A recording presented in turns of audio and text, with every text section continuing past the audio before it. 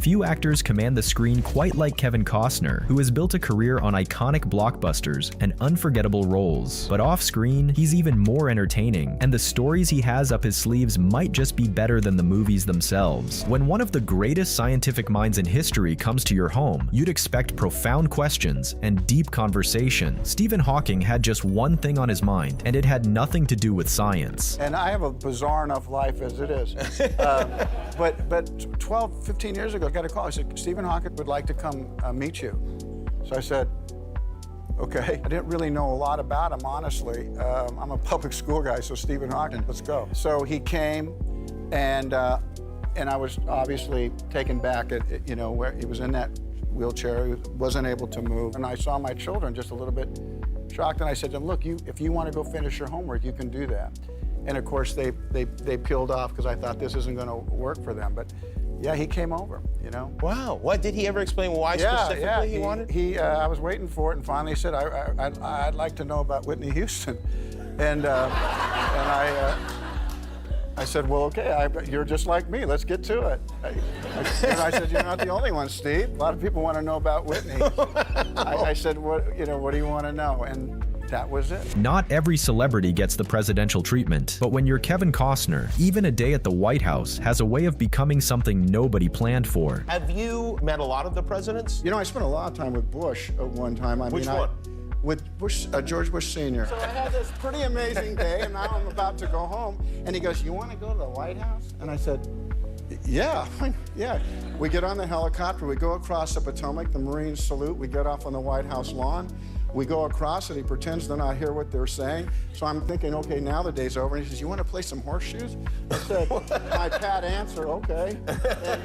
And so we play 2 out of 3, and now he's going to have dinner because Andre was his guest. I'm thinking my day's over, and he goes, you want to swim in the pool? And I said, by myself? He goes, yeah, we got all the stuff, all those T-shirts that come from the universities. I just hit. So I'm like, I'm swimming in the pool. I'm going away, and he says, do you want to have dinner? And I said, yeah, fine, I have dinner. The next morning, I'm thinking about my day, and I'm in the trailer, and Oliver comes in. He's like really grumpy. This, and I go, what's the matter, Oliver? And he goes, you know, I went over to the White House, and they gave me the B tour, not even the A tour, the B tour. He's always upset about something. He gave me the B tour. He says, I didn't even get to see the pool because there was somebody in it. You brought your kids to the premiere? Yeah, I wanted them to see me work. Yeah. I brought 5 of them and got them tuxedos. I bought them dresses. And did you tell them, if this movie doesn't work out, this is the last vacation Daddy's taking you on? I did. You know, I wanted to know how worried they were that they were going to stick with me and support me. And the minute they got there, my 2 sons went fishing, got a boat, went fishing. My 3 daughters ended up on a boat and said they would see me around 3 or 4 o'clock, me working, and then made a call, and they were drinking drinks at this point. So they cruised in about 8 o'clock at night. I've been working. I said, we came to France to be as a family, and they go, it's working great, Dad. Yeah. It's working really. What do we do next? I said, I don't know. We need your tour director to figure that out. But while his children were doing their own thing, his parents had a very different agenda, and Kevin had absolutely no say in it whatsoever. My parents came to everything, right? I had it really good. They came to every little game. They came to everything. They came to see me direct. I said, you can't do that. I'm going to be around all the guys. You can't come. And, you know, my mom said, we're not going to be in the way. And I said, well, Mom, she goes, we have a motorhome. And wherever they tell us to park it, we're going to be there in these lawn chairs, and I'm going to see you walk every day to work, honey. And I would walk, and I would see the guys, and I remember I'd be walking to see everybody here, and then my mom would be high up on the hill, and she'd be going.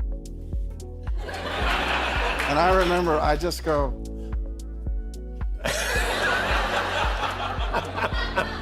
Being tall has its perks, and Kevin has never once been shy about taking full advantage of every single one of them. A lot of Hollywood actors come here, and I'm usually stunned at how small they are. You know, they're tiny people. You are a tall man And like me, I'm told you had an insane growth spurt. Yeah, I was kind of a late bloomer. You went from 5'2" at 16 to what? Yeah, my senior year, I probably grew 7, 8 inches, had mononucleosis. I couldn't, everything was stretched out, and I continued to grow into college. So, yeah, I'm about 6'1". Yeah. I'm not that really tall, but... Yeah. I'm just curious, does that give you an empathy with people that are smaller? No, I got them all in headlocks.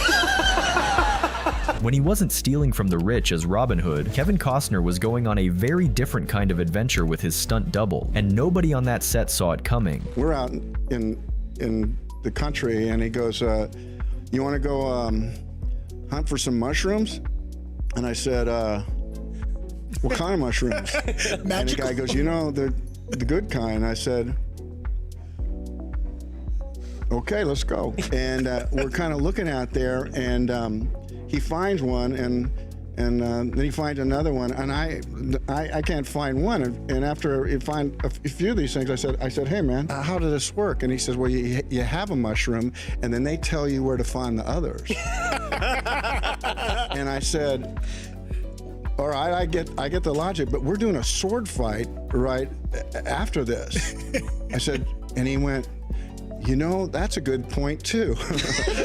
But behind the glamour of Hollywood, the financial reality can be surprisingly different, and Kevin has always been happy to prove it. I brought something I want to show you. I do have a tendency to invest my own money, and I got literally today from my accountant, we get residuals on our movies. And I never got a residual like this before, and it was even kind of funny to me, but I thought I would bring it in. I'm just going to read it to you really quick. This is money that comes to you over the years. This is how I finance my movies, and these movies I thought were going to pay for this movie, and this is, I swear to God, this is what it is. The Bodyguard, 31 cents. JFK, 94 cents. Perfect World, I got $1.35. Whoa! Revenge, $1.22. $6.46 for Robin Hood. 54 cents for Silverado. 43 cents for Testament. Tin Cup, I got 78 cents. Untouchables, 67 cents. The War, 34. Waterworld, 87. That's paying for itself. And my accountant had the nerve to say, this check was deposited into your management account, $15.38. You know what? Little by little, this stuff adds up. I know that you have a ranch. Is this in Aspen? Yeah. It's probably one of the most beautiful spots in the world is Aspen, Colorado. You have a ranch there. Is this one of those working ranches? Are there livestock? I'm not pushing cattle around, but I work it myself. I build the roads and do all the stuff just because it's what you do. That is not what I would do. I'd pick up the phone and get someone to build a road. You do it I bathed in heavy cream and looked out a window. You do it if you're with me, because I'd knock on you and say, Conan, come on, we're up. We're going. Not now, Kevin. I'm sleeping. Come on, you. I was up late watching videos. I understand. Most actors get their reviews from critics and journalists. Kevin gets his from someone much smaller and far more brutal. How old are your kids, by the way? Well, they go from 4 to 31, so, but... Are the little ones aware of what you do for a living? Not really, but, a little bit. They kind of understand, like Grace. Oh, Grace. Oh. I was watching Black or White. There's this moment where I'm coming out of a pool, and I was studying her because I didn't want her really in the room, but she came in, and then I look over to her and she goes, Daddy, you got a fat belly. and I looked at her, what? You got a big belly. And I thought, well, I tried to explain to her character development, that I was going to be a grandpa. Whoa, honey. Yeah, you got a big belly, man. He has always had the kind of star power that turns heads wherever he goes. But standing next to Sean Connery, even he had to take a back seat. Do you have a Sean Connery story you can share? I was with Sean, I was in Chicago, and as I was kind of talking to him, there's this girl was really trying to get my attention. And finally, I'm kind of done with him, and I think, well, I'll stroll over and see what she really wants. So I did. I walked and she was behind the ribbon, and I got really close to her and I said, yeah. And she goes, could you get me Sean's autograph? And I went like, I felt like I had a cigarette hanging out of my mouth like this. I said, yeah, of course I could do that. I didn't project what was going to happen in my life that way. You're very sexy in person, by the way. I'm glad one of us said it. You're going to make Kevin Costner blush. But I know you have like 7 kids and you're, you know what I mean? I have all the stuff, so Yeah, you have a lot of things safe going to say on. I know what I'm doing. He has directed some of Hollywood's biggest productions, but at home, the director's chair has always belonged to someone considerably furrier. I know you have a new addition to the family, by the way. Can you tell me who this guy Oh, is? geez. Yeah, I got a buddy. Name's Bob. You named the dog Bob? Yeah. Yeah, Bob's a good name for a dog. Yeah. When I'm angry with him, it's Bob. Oh, yeah. Bobby when he's okay. But you gotta tell me about this, because you brought a photo that might be the cutest thing I've ever seen. Here's Bobby taking a Yeah. nap in the dishwasher. Yeah. He kind of waits for me to do the dishes. It's a pretty good dog, right? Yeah. I do all the work. He does everything else. Yeah. And I was doing the dishes, and like anything, I thought, where is he? Yeah. He's too quiet. He's chewing on something. And I went to go, and I ran right into that thing. I saw that he was sleeping, might be and the cutest I thing. did like everything that. You're hands-on dad, hands-on. Yeah, well, we raise our kids. We both drive them to school in the morning, and when I'm here, this morning we're both in the car. We get their packs on, away they go. Chris is great about what they get to eat, because if it was me, they'd have chocolate. They'd have what's simple, Put some ribs in there. Chris going, no, that's not how we're gonna do it. Thanks for watching.